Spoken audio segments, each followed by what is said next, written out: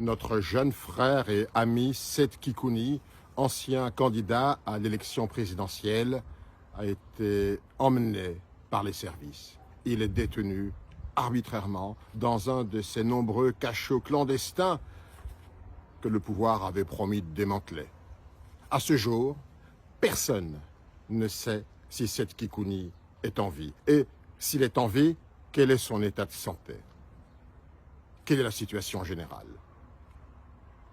J'ai, en tant qu'une des plus hautes autorités du pays, eu le privilège de participer à l'élaboration et ensuite à l'adoption de notre Constitution.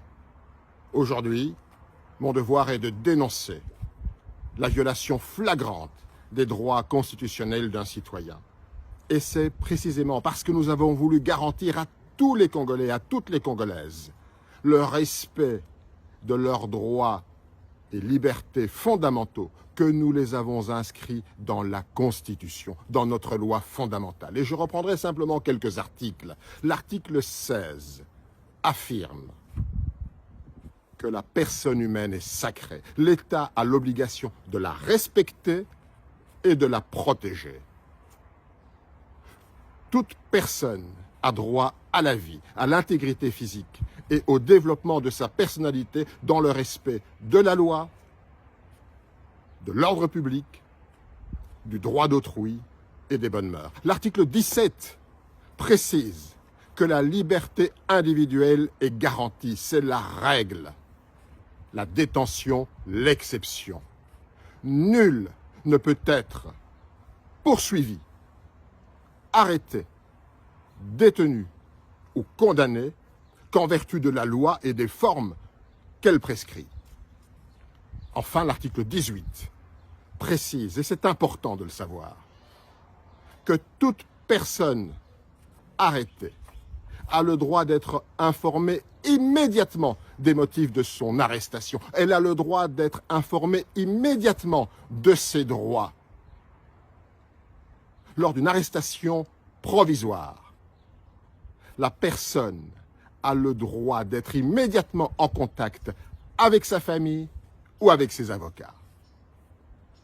L'arrestation provisoire ne peut excéder 48 heures. Au-delà de cette échéance, la personne doit être relâchée ou remise entre les mains de l'autorité judiciaire compétente. Et écoutez bien, tout détenu a le droit de bénéficier des conditions qui préservent sa vie, sa santé physique ou mentale, sa dignité. Tout cela est foulé aux pieds. Tout est bafoué. Seth Kikouni doit être libéré. C'est un droit qui lui est reconnu par la Constitution. À ceux qui ont choisi de violer notre Constitution, à ceux qui ont choisi de priver Seth Kikouni du soutien de son épouse ou de ses avocats, une seule question doit leur être posée. Quelle valeur accorde-t-il aux larmes d'une enfant qui voit son père être emmené sans raison dans un endroit inconnu pour y être enfermé? Rien ne pourra jamais effacer cette douleur.